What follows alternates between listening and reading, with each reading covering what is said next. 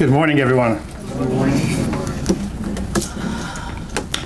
From the Greek philosophers, we have likes tend towards likes, Plato. We are what we repeatedly do, Aristotle. The secret of change is to focus all our energy, not on fighting the old, but on building the new, Socrates. From the Bible, we have Mark saying, everything is possible for him who believes. For everyone who asks shall receive, he who seeks finds, and to him who knocks the door shall be open, Matthew.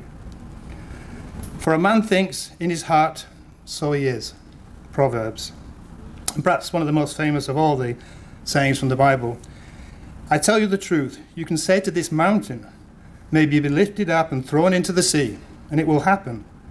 But you must really believe it will happen, and have no doubt in your heart. Again, Mark.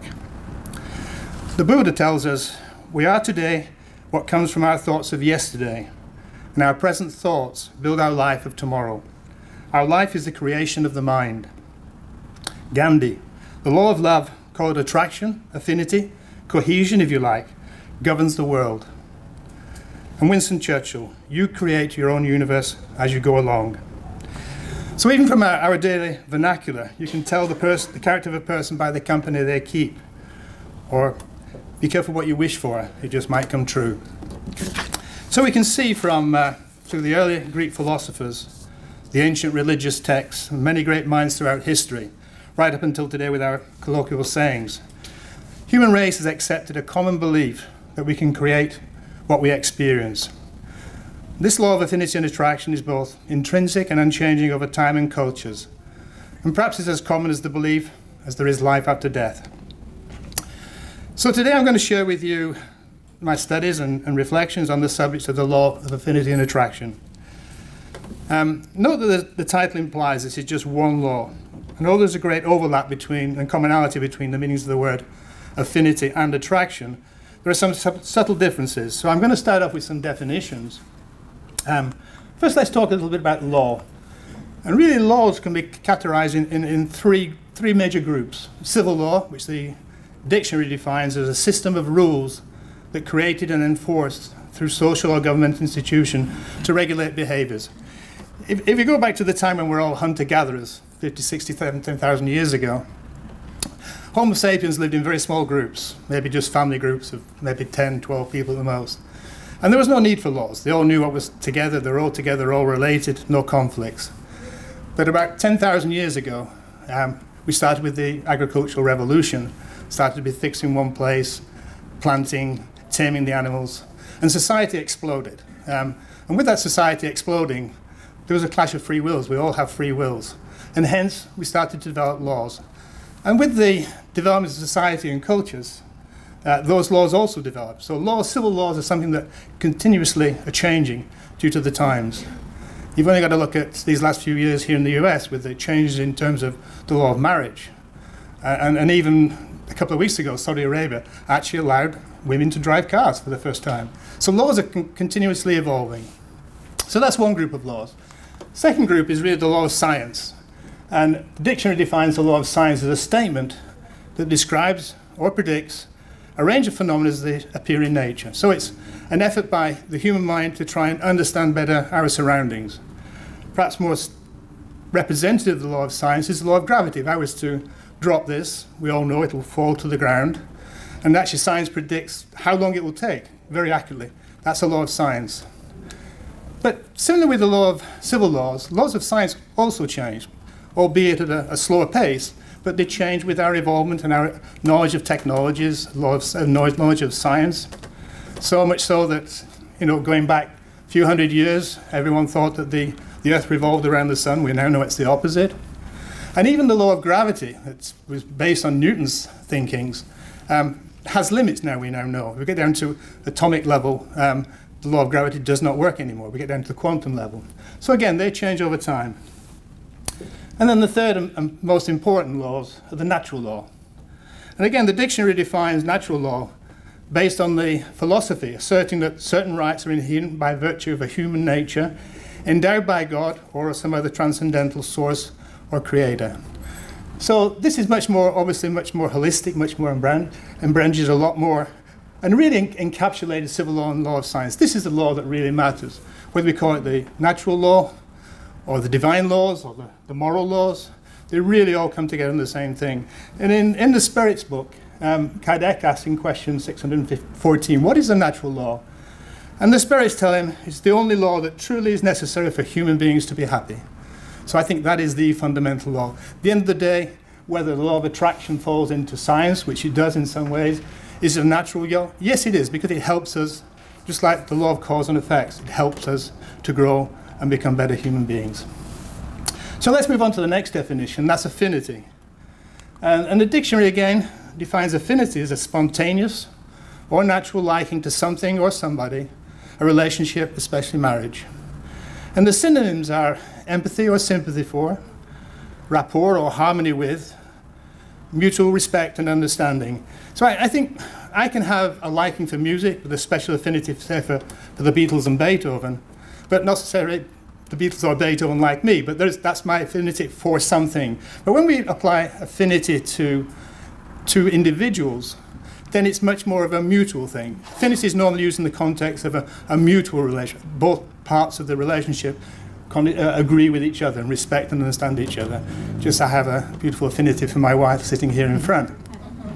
So let's move on to, well, also affinity is also used a lot in science, okay? At the physical level, the attraction between atoms and particles in those atoms addressed by the physical law. As those atoms grow and form molecules, and molecules interact with other molecules, it becomes chemistry. But we use the term affinity a lot in that context. Attraction, and a difference between attraction is it's an action or power of evoking interest, pleasure, or liking for something or somebody. The difference is perhaps a little semantic, but there is a difference, I think, because if you look at the word, we're talking about attraction, we can have an interest in something, and maybe that person does have an interest in us.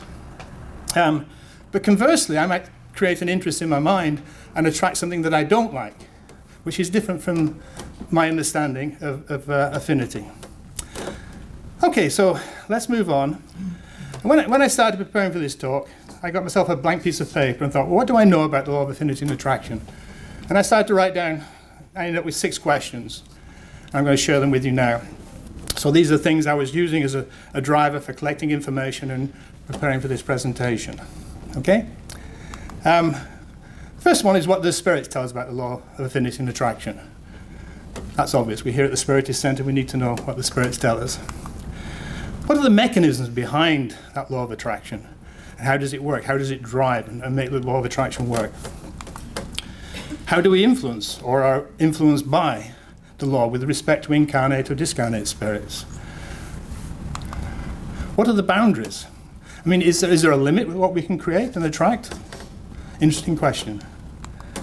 Is there any scientific evidence to support the law? Me being a bit of a scientist, I always look for scientific evidence, but it's important we do as well. And there is a lot of increasing scientific evidence that really do support that it is truly a law. And then finally, how can we apply the law to our spiritual advancement? That's what we're here for today. And I hope I can deliver some messages, some take-home bullet points that will help you realize how you can use the law of affinity and attraction to help you on this path. So, again, I looked at various sources, and I started off with Spiritism. Immediately my thought, naively thought of, oh yeah, the Spirits book, chapter 3, it's the moral laws. You look through there's nothing on the law of attraction or affinity. Okay, so I then went to the next best source, and if anybody's used cardopedia.com, it's an amazing, simple but amazing tool. And basically, in the English version, you can actually look at it in 4 languages. But in the English version, it's got the 5 codification books, 4 of the Spirits reviews, the first 4 years of the review, as well as what is Spiritism and Spiritism in its simplest format, whatever. So it's got all those in a database. And so you put in the words law of affinity, it will bring out all the instances where the law of affinity appears in those different sources. Amazing source of reference, even if you just, not if you're speaking, but if you just want to find something. So again, law of affinity, law of attraction, got very little results. There is reference in the first part of the Spirits book about law of affinity, but he's talking about atoms and the attraction of atoms, which I've already spoken about. And he also talks about affinity is love, and love is attraction. but it doesn't really give any insight. So then I looked on usual Google, and of course I got inundated. You look on Google Law of Attraction, you get pages and pages of ads, pages and pages, selling books, self-help books, DVDs, spiritual retreats, you name it, it's there. And obviously there's some value in all that, and we'll come back to that, but that really wasn't what I was looking for. So then I went to my next three sources of information. One was Susannapedia, one was Andreapedia, and the one was Fatimapedia. And between them, we all came up with the conclusion that really the best source of information of this is the Spirit Andrea Luiz and his Higher Order Spirit Emmanuel, who was psychographed by Chico Xavier. So that is the main focus of my talk today. But again, I also want to bring in some scientific evidence and going back to the wealth of information there about Spiritism outside of Spiritism, the New Thought movement, I'm going to call it, maybe New Age. But there's a lot of information there, and we can't ignore that. So I want to go back to just the law of affinity and try and give a little simple example of how affinity happens in our daily lives. It all starts with a thought, okay? That's the first thing. The scientists and the psychologists tell us we have maybe 50, 60,000 thoughts a day, 1 a second, thereabouts. Because we think also while we're sleeping. We don't just think during the day. A lot of thoughts. I think I have double that amount. I'm a little bit hyper sometimes. And thoughts come and go, and that's okay. But sometimes we put our attention on a thought, and that when we start putting our attention on a thought, it could be a positive thought, great. If it's a negative thought, it starts creating a worry, so on. So let's say this morning I got up and I went out to my garden. I love my garden. I love my garden for 4 levels, I call it. The first level is I'm communing with nature. It gives me a lot of pleasure. Okay, not just the plants, but the animals, the foxes that come in my garden, other things that happen. Second level, I think there's a bit of an artistic side to my personality, and working in the garden, sculpturing the plants, getting plants of different colors and textures next to each other, a lot of satisfaction. The third level is it's very good for my body. It's a lot of exercise, and my soul. It's very therapeutic. The last level is I eat the vegetables that I grow, so that's very good as well. So I got up this morning thinking of the garden, thinking of gardens, and I came to the centre and I met Halcyon. But let's go back 6 years and pretend that I've just met Halcyon for the first time today. So we got talking, and we have a little bit of affinity because we're both here at the centre, so we have something in common between us. But after a while, he said, "Oh, I hear you're from England, and I was schooled in England, and really, I lived in Brazil." And we started to develop this understanding between us. And he said, "What do you do now?" And I said, "Well, actually, I've been retired for about a year now. But I spend my time, I'm busier now than I ever was, studying Spiritism, working in my garden, playing racquetball and other things." And he said, "Oh, yeah, I've got a garden. I love my garden. I've only got a townhouse, but I've got a small garden, and I grow just basic flowers, no space for vegetables or fruit. But I like birds, and I attract birds. In fact, I ring birds, and I tell them I see hummingbirds in the garden." So what happens is our chance encounter starts to develop and grow. And we end up with we found our connections of mutual interest. Birds of a feather stick together. You got it, yeah. Birds of a feather stick together, flock together. And that eventually develops to a harmony and a mutual respect, and feeds back to my thoughts. It grows, it expands. But if we step back from this simple example, what's happening here? And the first phase is that my thoughts have developed some very positive feelings and positive emotions. Those emotions connect with those of Halcyon, not just at a verbal level, but we end up on the same vibration, the same wavelength. And that, when those two come together, we resonate, it grows. Everything has its own personal resonant frequency. If you get a glass, and we have a very good opera singer here, and they hit the right note, that glass will shatter. That's physics. They reach resonance. And this is what is happening, can happen between two people. And that resonant vibrations actually radiate out. So a positive thought will go beyond just Halcyon and myself, but extend to others. So again, a very simple example of the law of affinity in action. Okay, Halcyon, you don't mind that, do you? No. Okay. So we're talking about what? Waves and vibrations. And we all know simplest form of a wave is when we throw a pebble into a still pond, lake. We see the ripples flow out. And in fact, it looks like the water's moving. The water's not moving. What is moving is the energy. When that stone hits the water and is brought to rest on the bottom of the lake, that energy is dissipated in the water, and that water molecules transfer that energy outwards in a wave. So that's one example of a wave. Another example is a wave in a piece of string. If I get a piece of string, I give Marcelo there in the corner, the other end, and I flick it once, we'll see a wave transmitted across to Marcelo. If he's holding it rigidly, it will bounce back. If he's holding it loosely, he'll absorb that wave, that energy. If I start to increase it and repeat that wave, eventually get to the point of standing waves. So on the right-hand side, you can see that the peaks and troughs stay in the same place. That's a standing wave. We're in resonance. That string is in resonance. And if I do it much faster, I can create a lot more number of waves at higher frequency, higher energy. Now, if that string was on a guitar, and we pluck that guitar string, the string would resonate, and it would send waves through the air to our ears and eventually to our brain. So we're using the waves in the string, the waves in the sound waves in the air, which is still used, need the air to propagate, eventually go into our electrical signals in our brain. So now we have to get a little bit into physics. It's 11:25 on a Sunday morning. Please bear with me, just a few minutes of physics. So those waves from our brains are part of the electromagnetic spectrum. And this is a simple, maybe it doesn't look so simple at first sight, but it is a simple representation of the electromagnetic spectrum. So on the right-hand side, we've got the long radio waves, almost a kilometer in size. Okay, very long wavelength, low frequency, low energy. Sorry, low frequency, low energy. And then we go all the way to the left-hand side, which is the gamma rays, which are very, very high frequency. We're bombarded, the Earth is bombarded with gamma rays. They're so high frequency, so energetic, they react with the ionosphere around the Earth, and we don't feel them. So this huge spectrum here. Another thing I like to point out is this is not a linear, this is what we call logarithmic scale. So between the first point and the second point on this line, there's a factor of 1,000, then another 1,000, another 1,000.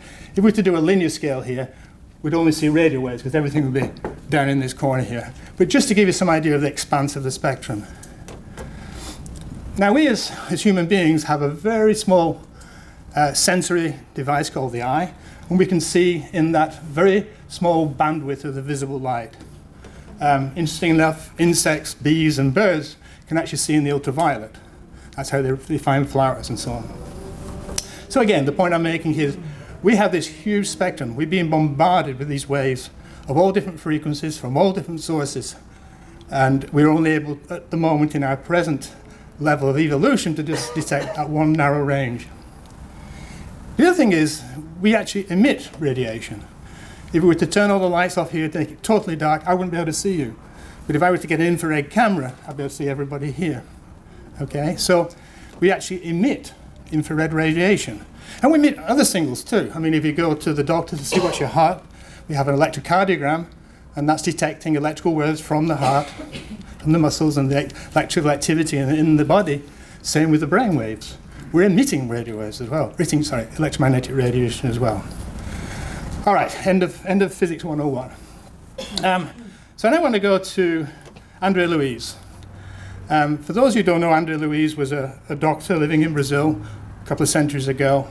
A very good doctor, but also a very good socialite. He used to enjoy himself eating and drinking with his colleagues. And unfortunately, that created an early death for himself. Okay, and when he went to the spirits world, he realized that really he almost committed suicide, indirect suicide. But to cut a long story short, I don't want to go too much into this, but he regretted what he did, he wanted to repent, and using his knowledge of medicine and science, he decided that his function would be to understand more about the spirit world and help bring that information back and the interaction of the spirit world with the incarnate world. So he produced a series of books, some more complex than others, but this Mechanics of Mediumship takes the previous slide I've been talking about, electromagnetic radiation, and he just takes it to a new level based on the knowledge that he had at that time, 60 years ago, when he psychographed this. But in the first chapter, he talks about waves and perceptions. He starts off by saying, excuse me 1 second, because my thoughts have a reaction on my body, I get dried mouth and... Okay. Human beings situated amongst the bands of the immense domain being all these electromagnetic waves. Where the more matter is studied, the more it is shown to be a bundle of energies in temporary association, and can only discern waves that are in tune with their way of being. Consequently, we see human beings as travelers of the cosmos, living in a vast empire of waves that behave like mass or vice versa. The perception of these waves is conditioned by their progress that continues according to the storehouse of experience stored up in the individual mental field, in which they reveal what life has given them so far, i.e., the time of their evolution, and what they themselves have given to life, i.e., the time of personal effort they have exerted in constructing destiny.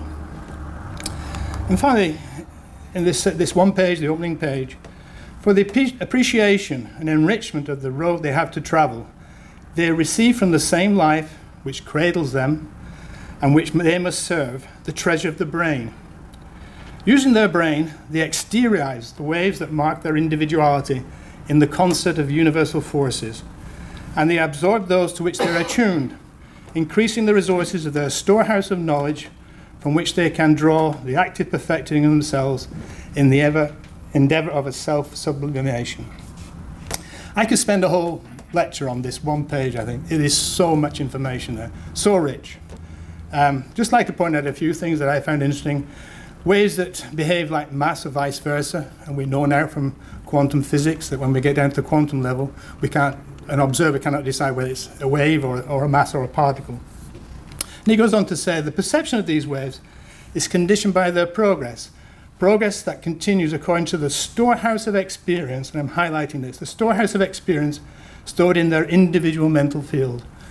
Can anybody tell me what that storehouse is? Fairy spirit. Fairy spirit, very good. I primed it beforehand. And he goes on to say, in which they reveal that what life has given them so far, so what we've received from life, what we've learned from life, how our intelligence has increased, i.e. the time of their evolution, and what they themselves have given to life, the time of personal effort they exerted in constructing our own destiny. So the perispirit saves up these two things in that digital base up there. What we've learned, but also what we've given back and how much we've learned from that giving back. And just another couple of things. He talks about the treasure of the brain. We have to know from Spiritism that the mind or consciousness is not the same as the brain. The brain is a tool like the heart, like the lungs, that help us, an organ that helps us interact with matter. But it's a separate thing. It's a tool for us to use. And then finally, the treasure of the brain. So we talk about the treasure of the brain. Sorry. They exteriorize the waves that mark their individuality in the concert of universal forces, and they absorb those to which they are tuned. So we only receive what we're in tune with. Very, very powerful. Again, excellent page, I think. And Emmanuel, who was Andrea Luiz's mentor, has in the book, The Thought and Life. Thought and Life we have there in the library, by the way. Very good book. It's short, 3-4 page passages, so you can open it at random, and there's always a message there for you, or you can look in for one individual topic, and it's again, an amazing book. So in The Mirror of Life, he talks about, as we study the mind from a spiritual perspective, limited as we are between the animal and angelic states. I love that. We're going from our instinct when we were animals to the final non-material euphemeric stage of the angels. And we're impelled to interpret the mind as being the field of our awakened consciousness, where the evolutionary phase of our knowledge allows us to function. And he goes on to say, in defining the mind as the mirror of life, we recognize that the heart is a reflection and the brain is the center of undulations generating the force of thought that can move, create, transform, destroy, rebuild in order to achieve refinement and sublimation. And finally, this mutual interchange vibrates through every realm of the universe. Everything is a state of flux and renewal under the principles of interdependence and repercussion. Mental reflexes set the stage for the reaction of emotions. Emotionalism creates ideas. Ideas determine attitudes, and words that command our actions. So all this whole process of thoughts leads to actions, leads to creation. So I want to go back to just that one line there. The force of thought can move, create, transform, destroy, and rebuild in order to achieve refinement and sublimation.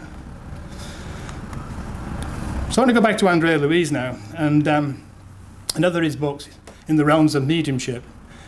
It's a book that talks about Andrea Luiz coming back to Earth as a spirit with his mentor Aulus, and they come back to Rio, and they visit lots of different spiritist centers there, and every chapter gives a certain aspect of mediumship. And in chapter 15, which we studied this week in our mediumship class, he talks about corrupted abilities. And it's a bit of a, at first glance, a bit of a soap opera, novella, but there's a lot of really good messages there. So I'm going to do a quick resume, a quick trail, if you like, for the story. And we start off with Act 1, okay?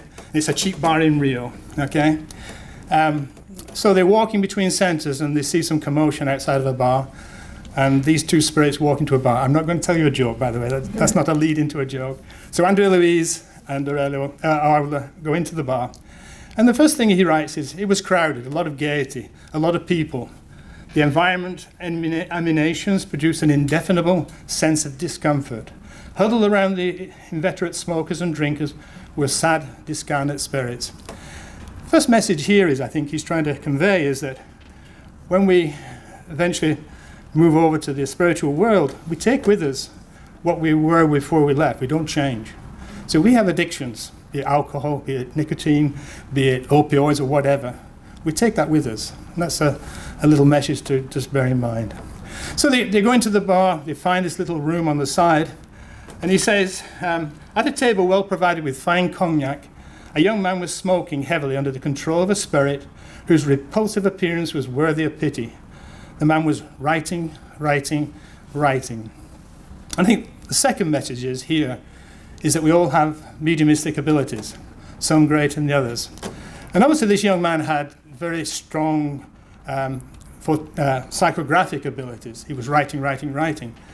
But he was not necessarily a good person. In fact, we find out later in this text, he was a very low-level spirit. So mediumship happens to us all. And hence the name of the title of this chapter, Corrupted Abilities. Because as we will see as the story progresses, he starts to use these abilities to the detriment of others. And that happens. That happens in this world. There's no doubt about that. So we have the two characters. We have the young man who's a psychographic medium, and we have him being obsessed by a spirit. So Act 2, he introduces some more information about this scene. So we get to learn that a murder had been committed, and at its fringes appear the influence of a certain girl. We don't know what her involvement was in this murder, whether she was a lover of the murder or the victim or whatever. She was in the fringes of this story. She's incarnate, obviously. And then we learn about the fourth character, which is another spirit, very low-level spirit, who also, well, let me just talk another thing about the young man. The young man also has a very good friend who's an industrious news editor, and he himself is inclined to malice. So we know that, yes, he is a low-level spirit, but he has this connection in the physical world with a news editor. And then finally he introduces the fourth character in our little novella here, which is another spirit who's obsessing this girl who was involved in some way with this murderer. So they come together and they want to create something bad. But how are they going to do it? Okay? Well, basically what the idea is that the two spirits with the ability to connect with the physical world create an article that's totally exaggerated, and the idea is it will bring the girl down. As he says here, he wants to beat down her apprehensive mind and make her to fall into the abuses of youth. So the article itself, let's go into that. And I'm just going to quote from Andrea Luiz here. Once in possession of this I have a problem with this word, libelous article, the editor will be the vehicle of harmful information to the public.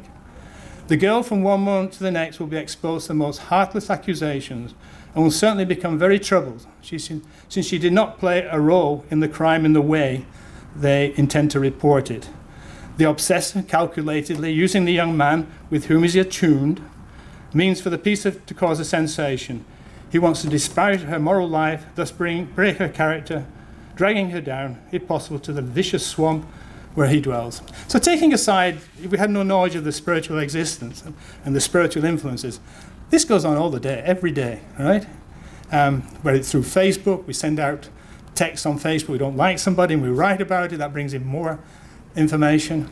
So this happens, and in today's vernacular, you know, the vicious swamp, we've heard a lot about the vicious swamp, and this really is an example of fake news and what is happening now in our current environment.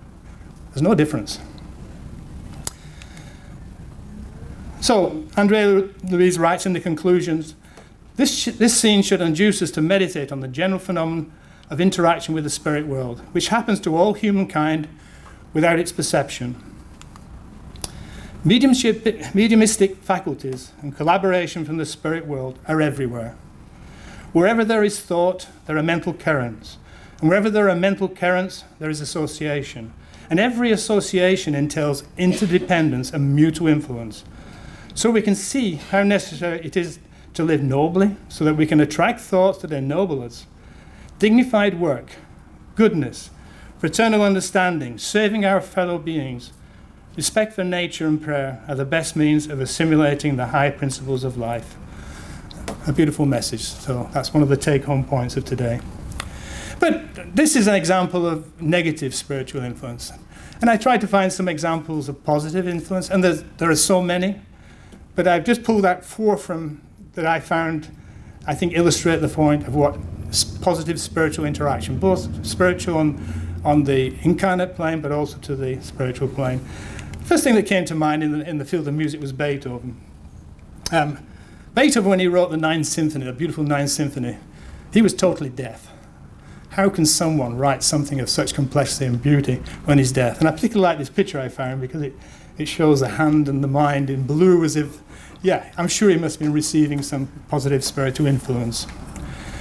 In the world of art, we have Michelangelo, probably one of the most famous and impactful incarnate spirits that have ever graced our planet, not only from his artistic works, the Sistine Chapel, his sculptures, David, also his poetry. He wrote over 300 poems.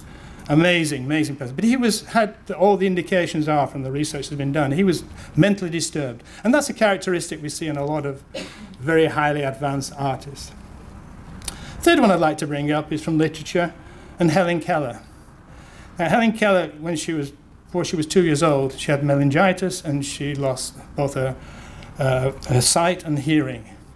Now, for those who have tried to teach children of 2 years old, imagine what it's like to teach a child of 2 years old with no sight or hearing. And yet, with the dedication of her spirit, incarnate spirit teacher, they were able to find a means of communication, and she ended up being not only just writing amazing works of literature, but also being a very positive political activist. Amazing, amazing story. So again, I think it just illustrates our bodies go beyond our mind. We connect on all planes, both planes. And finally, science. Stephen Hawking, when he was completing his PhD, started to develop ALS. And within a few years, he was totally disabled, went to a wheelchair. And for the last many years, he's now 76 years old, still living. Not many people with ALS live that long. His only means of communicating with the outside world is a little nerve on his cheek, which can communicate with the computer, and he can write out things. And again, it shows how his life was totally dependent on other kind spirits in the incarnate world. But again, I'm sure there was some influence from the spiritual world. So again, it's so easy in this day and age to focus on negative things, but there's so much good influence of spirits out there, and we mustn't forget that. So talking of science, I want to just quickly go to scientific evidence that validates the law of affinity attraction. If you note, I moved my connecting spirit here to the left-hand side, because we're going to talk about the left-hand side of the brain now, the logical side of the brain. And what is becoming increasingly evident is there's a huge discrepancy, a huge anomaly between what science knows and what the world is telling us. And I haven't time to go into some of the reasons behind that, but these are some of the things that science can't explain. And it's creating a lot of disturbance among scientists, to the extent that together with the insights and workings of the brain using imaging techniques, we understand a lot more now about how the brain works, how emotions affect us.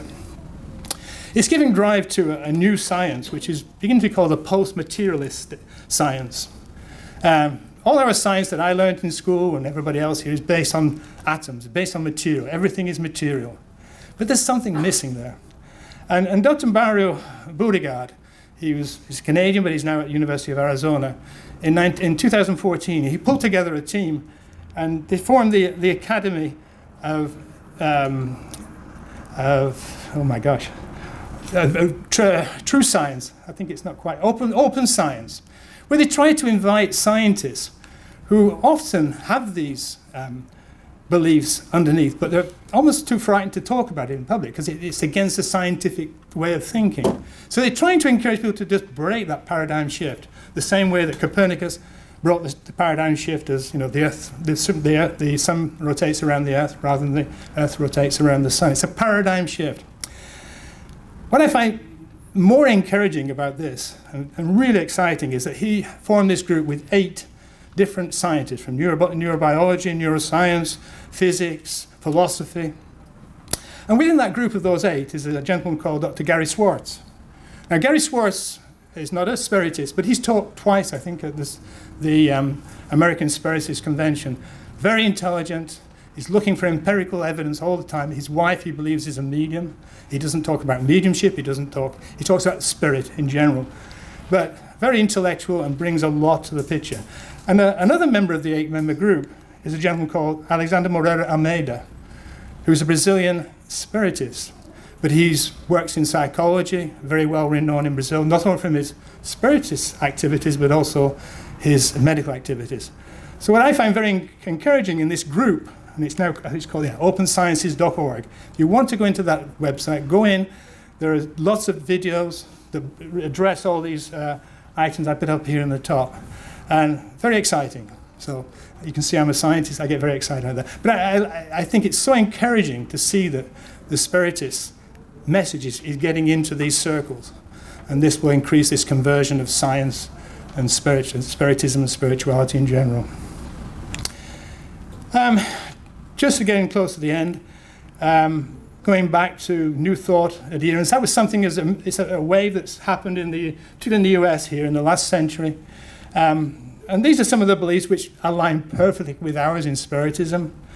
It's positive thinking. It gave rise to the Unity Church science. There's quite a few religions are based on this. They got very fractured. But again, in the 90s, the law of attraction movement gained a new momentum, if you like. And it started with these particular people, particularly Esther and Jerry Hicks. I bought, Esther Hicks was supposedly a medium. She communicated with Abraham, which was not a person, but a group of spirits. I actually downloaded the 6-hour tapes of all these, and I was working in my garden, I'm listening to them. And then it became particularly popular in the 90s, 2006, it's the 10-year anniversary last year, of this book, The Secret. And that was made popular by Oprah. So it started with a documentary, then became a book. It sold 20 million copies around the world in 50 languages. So the only thing I find difficult with this is, yes, we can create our reality, but there's so much focus on material. How can I use the law of attraction to become rich? How can I use the law of attraction to get that perfect relationship in my life? So again, I think it touches the surface, but doesn't really get down to the root cause. So I want to go back to those first 6 questions I asked at the beginning of the talk and see if we got some answers to them. So what did the spirits tell us about the law of affinity of attraction? Well, a heck of a lot. There's a lot of information there. And the only way is to read and study, and particularly the works of Andrea Luiz and Emmanuel. What are the mechanisms that give rise to the application of the law? And again, it's this sequence of thought, leading to attention, leading to feelings, emotions. The emotions become waves. They radiate out, they resonate with something, and they come back. That's it. That's what the mechanism is all based upon.